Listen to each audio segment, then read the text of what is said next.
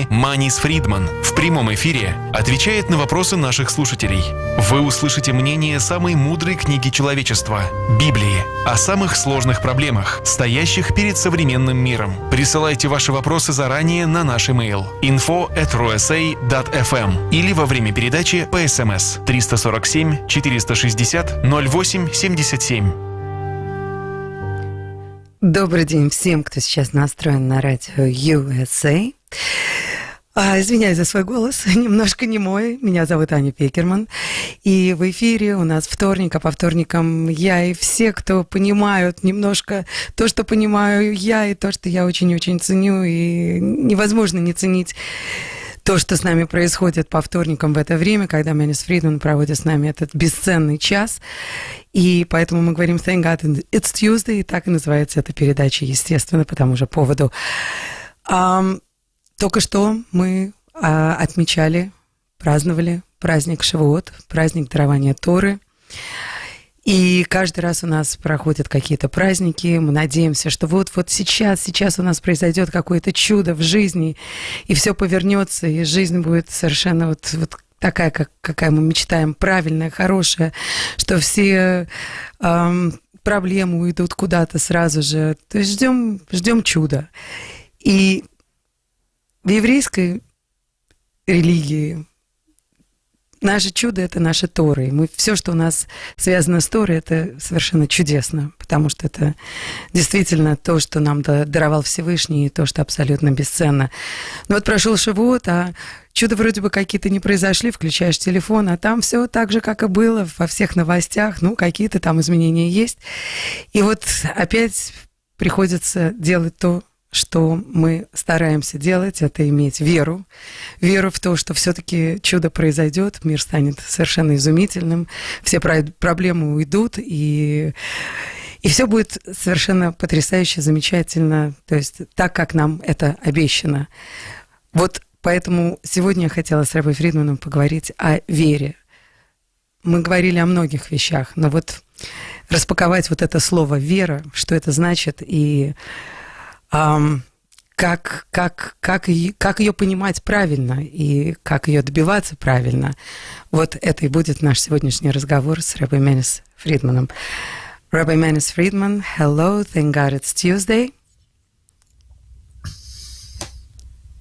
So excited to have you on the show today. It actually came as a surprise. We were told initially that we have to cancel today, and then this tremendous gift that we get on Tuesdays when we say, "Thank God it's Tuesday," we get to spend this time with you and to get a lot of wisdom from you. So priceless. Thank you so much. As I just said to our listeners, we just celebrated one of the greatest holidays the Jewish people have, the holiday of Shavuot, when we received our most prized possession, the Torah. And every time we get a holiday, we are so hopeful that this is it. This is the moment. We're going to get a miracle. The world is going to become phenomenal the way we've been promised, told, the way we study how it should be. And the holiday passes, we turn on our phones, and unfortunately, same old. And we're back to the thing that we're told we need to do and be good at, which is keeping faith. And of course, that brings us to today's topic. We unpacked so many things on this show, but we really haven't unpacked here faith. What does faith really mean? And what does it mean keeping faith? Can we get deep into this discussion? Good topic.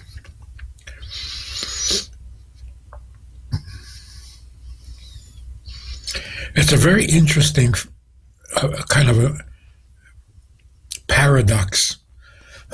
We love miracles. We thrive on miracles. We survive on miracles.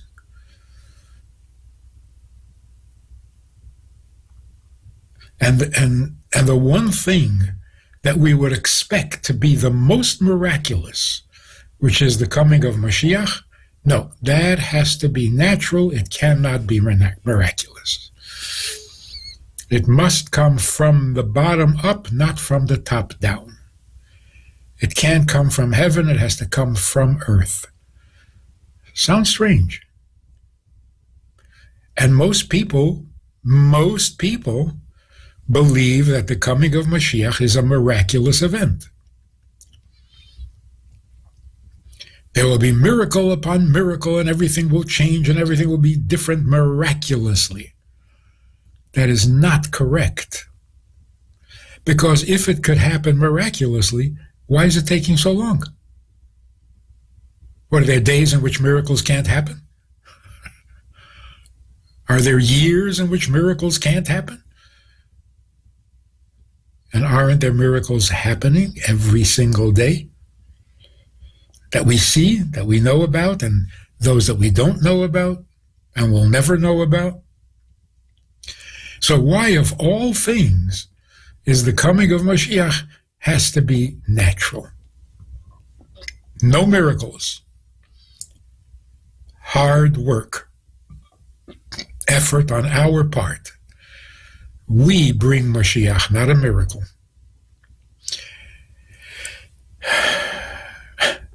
The whole idea is that the lowest of all worlds has the potential of being the highest. But it has to be the world itself on its own steam and by its own effort achieves that or fulfills that potential. So what are we doing to make it happen? Miracles are necessary when the world is not good. When nature is not supporting life. And by the way, nature does not support life. Nature is very pretty, but it does not support life. Everything in nature decays, ages, falls apart, peters out, dies. Everything moves towards oblivion.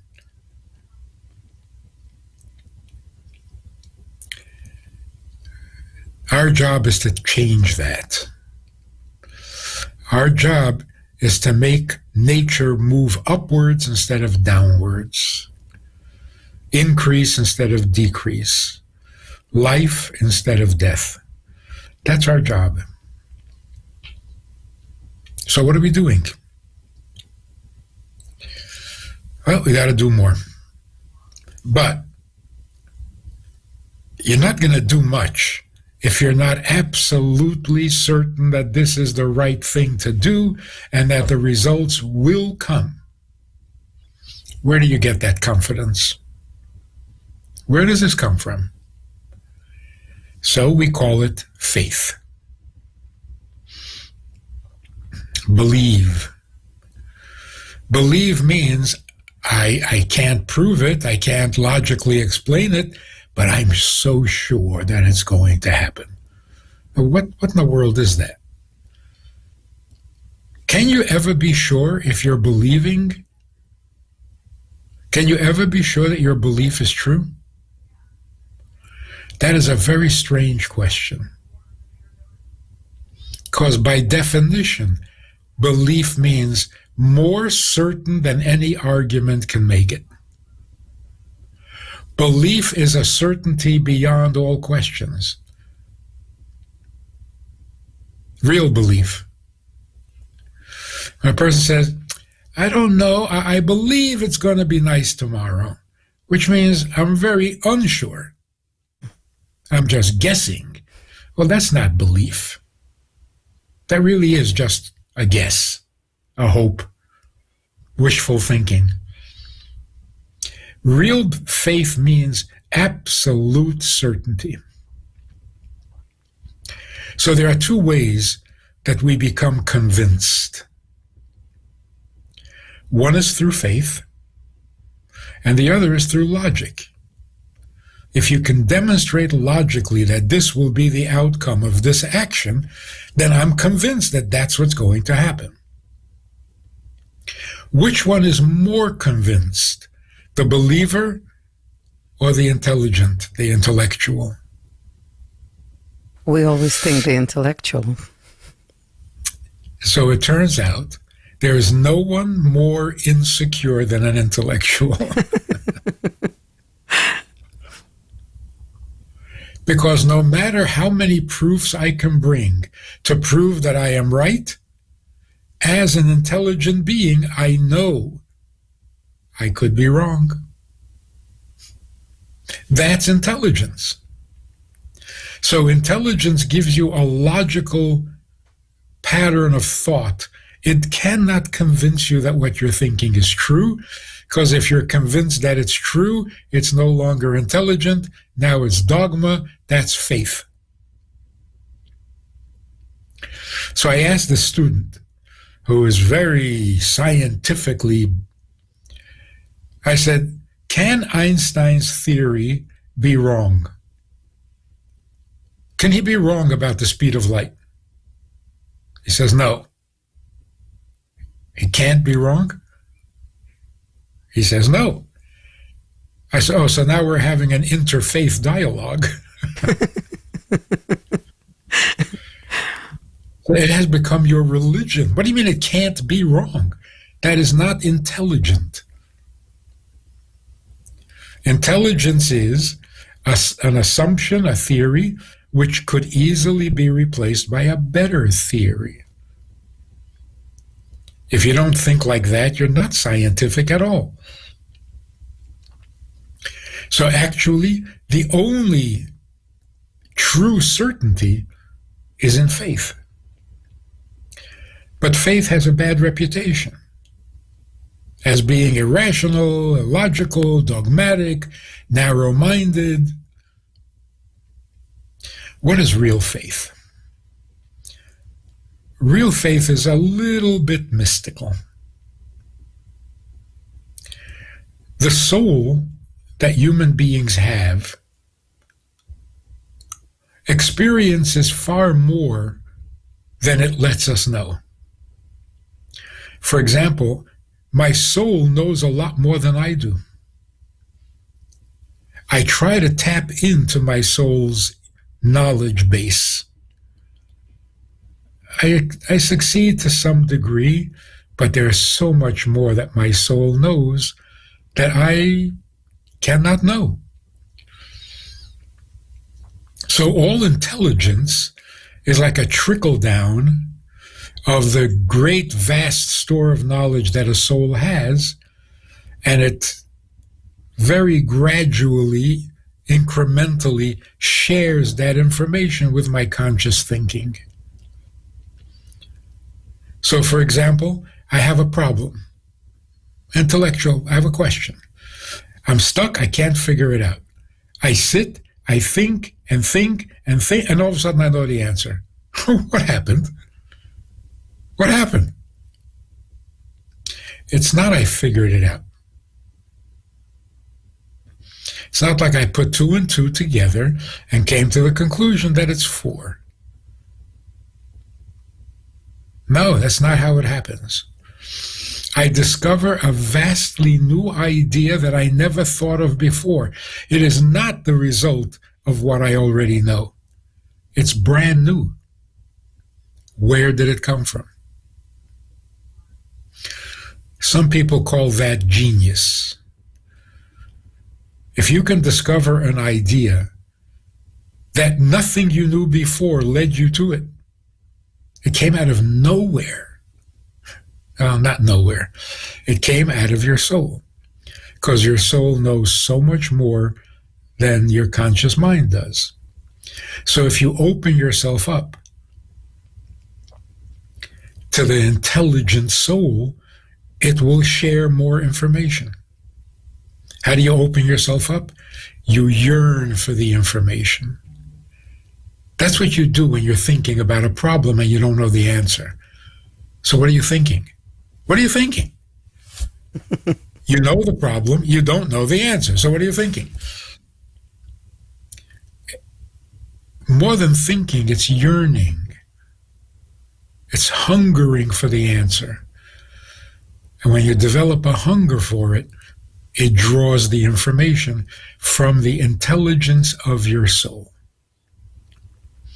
So we are, as human beings, intelligent creatures, not because of what we know, because of what we can know, because our soul is highly intelligent. The question is only how much of that intelligence can you squeeze out of your soul and bring it into words? The same is true also with the perception of reality. Our perception of reality is very flawed because the body is not real, and it distorts everything. Just for an example, the eye sees incorrectly, and then the brain has to adjust because everything we see is upside down. The eye sees everything upside down. But the brain says a pyramid standing on a tip, that doesn't make sense. So the brain flips it with the broad base at the bottom and the tip at the top, because then it can stand. In other words, the eye doesn't see correctly. The mind has to correct it. But the soul sees reality without distortion. The soul knows its creator. Why? It's a piece of the creator. That awareness, I can't even call it intelligence or knowledge, that awareness also trickles down. And when it trickles down, it creates faith. What does faith mean? Certainty. I see reality, and it's real, and it's certain, and it's unquestionable. You can't disprove it because it didn't come from a proof. It came from the soul's vision. The soul sees reality. A little bit of that trickles down. But that reality is not assumed, it's not guessed, it's not a theory, it's real. And that's why we're absolutely certain. So what your soul sees is what you believe.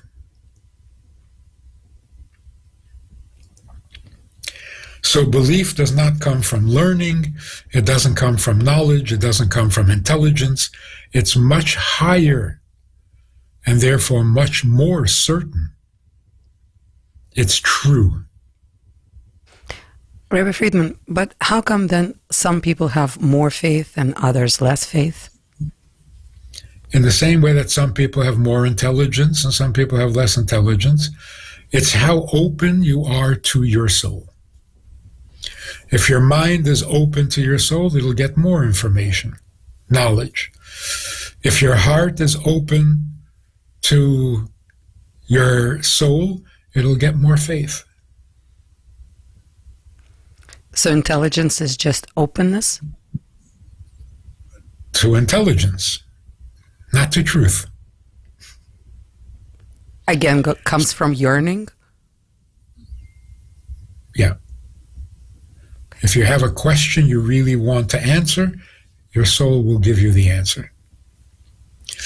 You know, on Pesach, by the Seder, we say in Yiddish, Tate, I want to ask you 4 questions. That is the process of learning.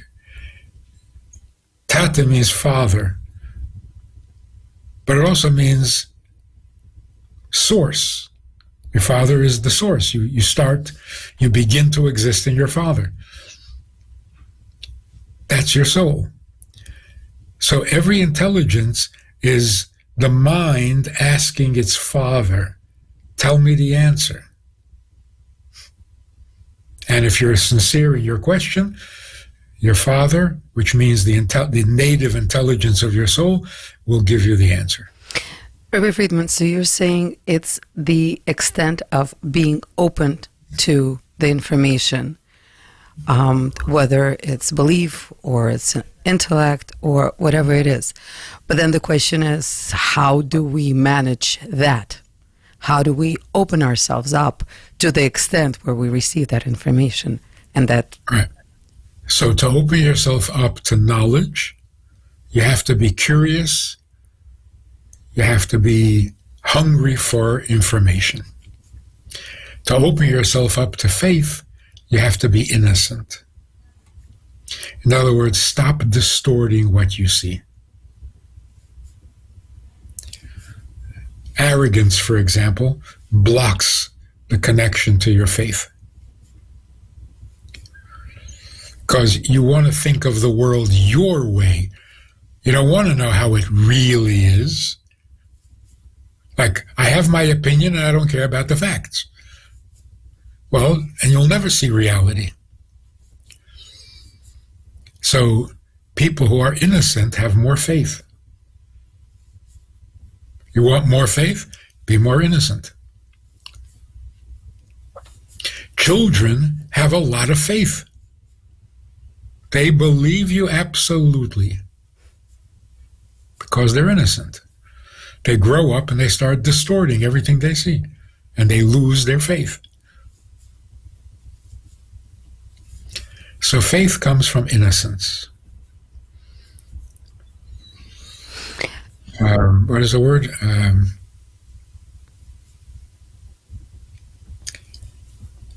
The word sincere. I think we've talked about this once. Sincere means, in Latin, without wax. Sin means without, Sarah means wax. Without wax. The Greeks made statues out of marble. Marble has a tendency to flake. As you're working with it, kind of little flakes break off and leave a little imperfection in the surface. So they would sell statues that were filled in with wax. And then they sold the perfect ones that were sincere, without wax. So without wax means natural, untouched, not tampered with. A person can be sincere, which is innocent, and that allows the soul to communicate truth, reality, actually. But when you're arrogant and when you're presumptuous and wishful thinking, I want to believe something else, then you distort reality.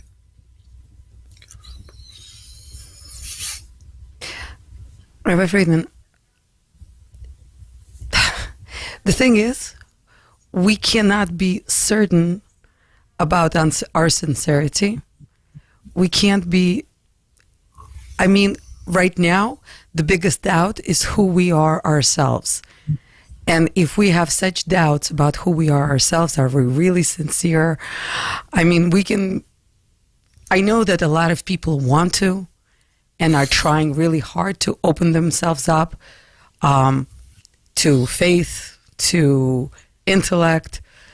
But in this world, the biggest problem is knowing if we are in that state where the information that comes is true information, or is it false hope or stupid ideas that are coming from some place where we don't want them to come from? How do we navigate that we know that whatever we are receiving is it rather than something else? If you're uncertain, you're on the wrong track. So people think, you can believe whatever you want. You can believe anything. That's not true at all. Real belief means the certainty that your soul has because it sees reality. It's not a theory. It's not an opinion. It's not even an experience. It's the truth. So you can't believe whatever you want. For example, the soul knows its creator. You can't convince your soul that somebody else created you. So this idea that faith is a free-for-all, you can believe whatever you want. No, you can't. Then it's not belief. Belief is what comes from the soul, and you can't mess with the soul. You can block it, but you can't distort it. So faith, by the way, is a very powerful tool. If you believe you're going to recover from a disease, you will recover from it. If you believe that you won't, then you won't. It's very powerful. Even if what you're believing is wrong. In other words, having faith even in something false is healthy. Not true, but it's healthy. So to believe in nothing is, first of all, not very holy, but it's also not healthy. If you believe in nothing, your entire immune system crashes. If you believe in something, your immune system won't crash, even though what you're believing is totally wrong. Rabbi Fridman, can faith be developed, worked on, strengthened? Not really. See, that's the problem. People who want to have faith get very frustrated because there's nothing you can do to have faith. It's a process of elimination. Get rid of the arrogance, get rid of the selfishness and the wishful thinking. Stop wanting reality to be what you hope it is. Then you're open to the truth. And the truth will come of its own. You can't force it. You're born with it, by the way. Every child is born believing.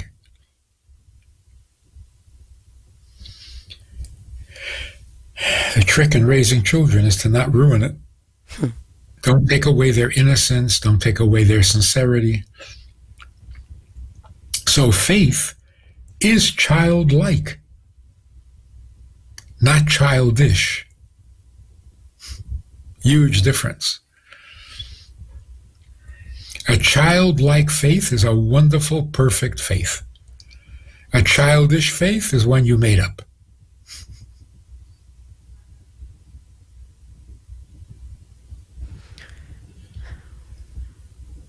How do we channel it, though? I mean, how do we really, really get to a point where we are in that state that we have no doubts? For most people, they need to get clear about the difference between opinion and faith. Very few people can define faith. It's a result of your upbringing, it's your thinking, No, it's not. It's not. Faith is not created. It's not produced.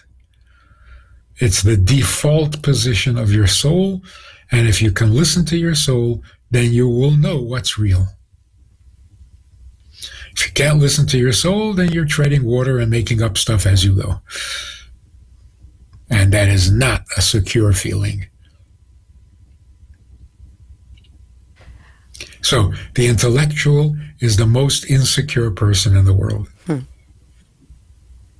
Because he intellectually knows that he can be wrong. So nothing is for sure. That's terrible. Rabbi Fridman, is trust similar to faith or something else? Well, it's even stronger than faith.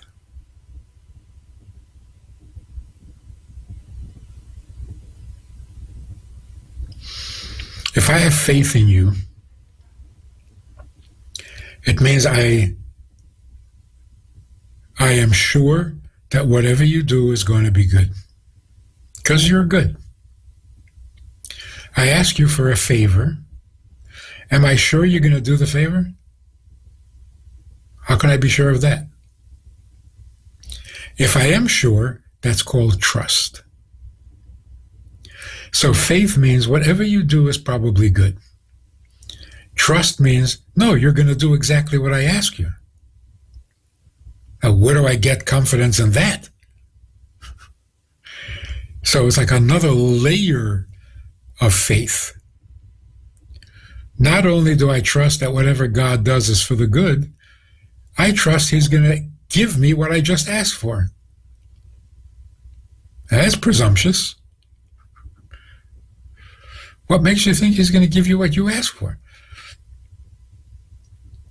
Because he said he would. He said, ask me and I'll give you.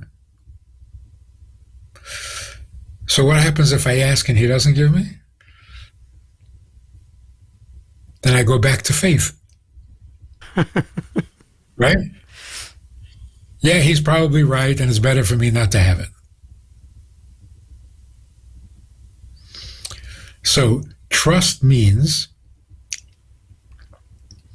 I expect God to give me whatever I ask and whatever I request. After the fact, I believe.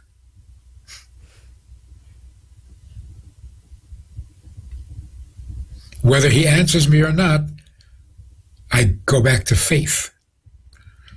So in God we trust is not the same as in God we believe. It's significant. They didn't put on the dollar bill, they didn't put in God we believe, because everybody believes. You know what? There's nothing special about that. All the founding fathers believed in God. To say you believe was like the default position. Why do you have to even state that? In God we trust. That's much deeper. And putting it on the dollar bill is really significant because most people put all their trust in the dollar. So on the dollar, you say, no. I don't worship the dollar. I trust God. Otherwise, the dollar becomes your idol. They were not into idol worship.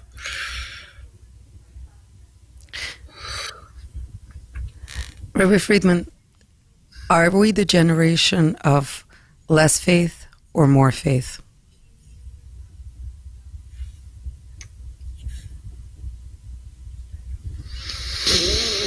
That's a very good question because you can have faith and not even know it.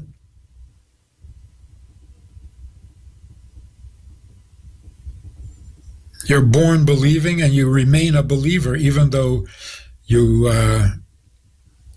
muddy it all up with your theories and with your opinions and with your wants and with your distortions.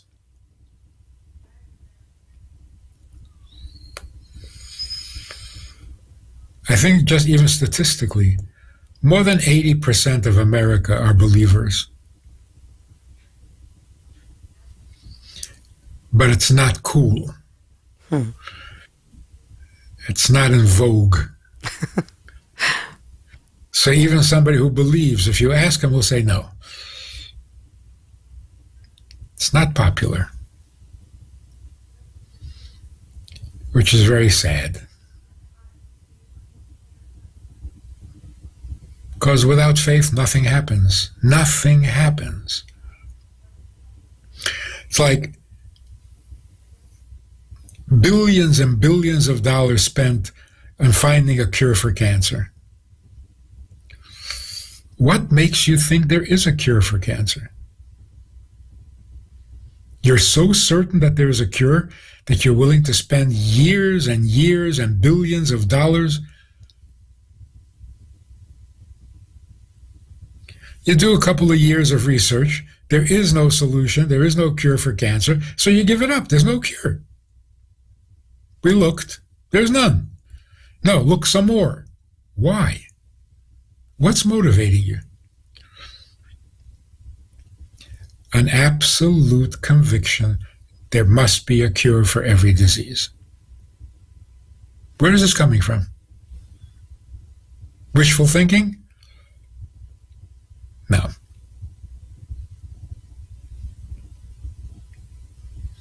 Wishful thinking is it'll go away by itself.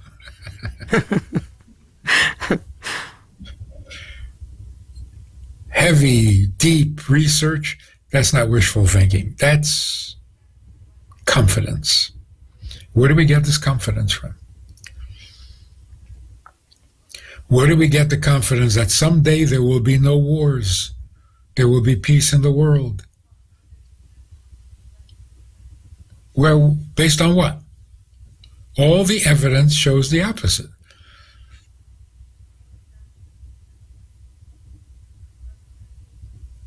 The world was never at peace, starting with Cain and Abel. They were at war with each other. It wasn't a big battlefield because there was just two of them. But they were at war. So what are you thinking? Someday billions of people are going to get along? Even two people couldn't get along. But we're sure there will be a time, there will be peace. That's faith.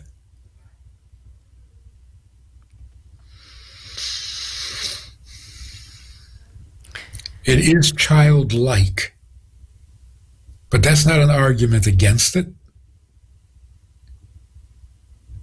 Childlike means natural, organic. That's not a bad thing. Childish, yeah, that's a bad thing.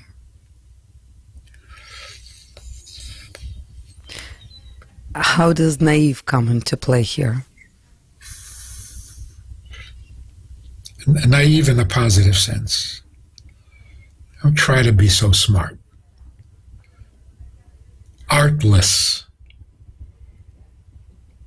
Don't presume, don't put on a persona, don't try to impress, don't try to outdo.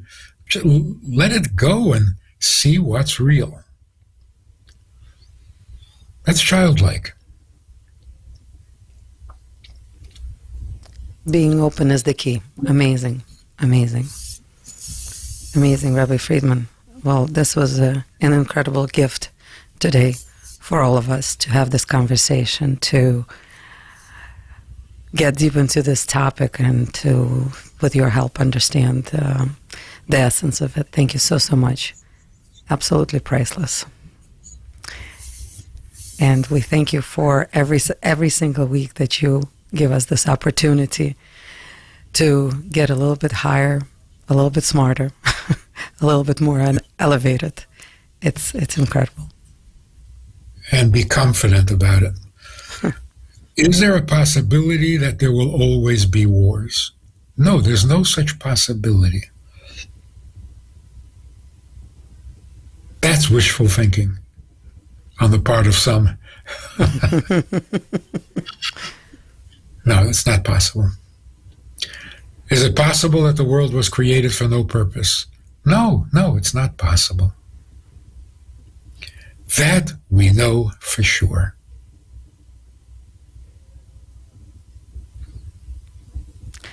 I was thinking of writing a book someday, and the title is Of This I Am Sure. Great title. Because what are we sure about? What can we be sure about? That there's a purpose to our existence. And how do we know that? We don't know that, we believe that. And that makes it more real than if I know it. Because whatever I know, you can out-know me. You can come up with a better explanation, a better theory, and prove me wrong. But faith means you can't prove it wrong. It just is.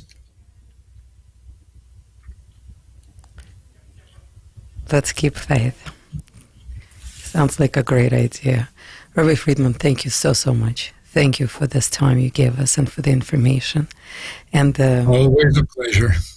Thank you. And may we continue to share good news and Amen. good everything. Thank you so much. A wonderful day and a wonderful week. Ну а всем, кто нас сегодня слушал, огромное вам спасибо. Спасибо за то, что вы есть. И за то, что вместе мы растем, улучшаемся, возвышаемся и помогаем друг другу жить в этом непредсказуемом мире с улыбкой на лице. С этими словами я, Аня Пекерман, прощаюсь со всеми до следующей недели. Всего доброго. Каждый вторник в 12:10 один из самых известных раввинов нашего времени, Манис Фридман, в прямом эфире отвечает на вопросы наших слушателей. Вы услышите мнение самой мудрой книги человечества.